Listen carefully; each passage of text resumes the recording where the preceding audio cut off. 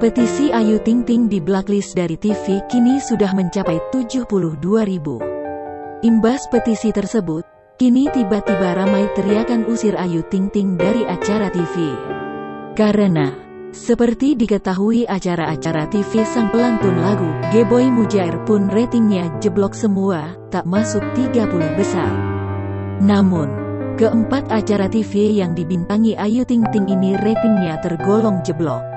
Namun setelah Umi Kalsum dan Ayah Rozak melabrak haters Ayu Ting Ting ke Bojonegoro, orang yang menandatangani petisi untuk ATT pun makin bertambah banyak.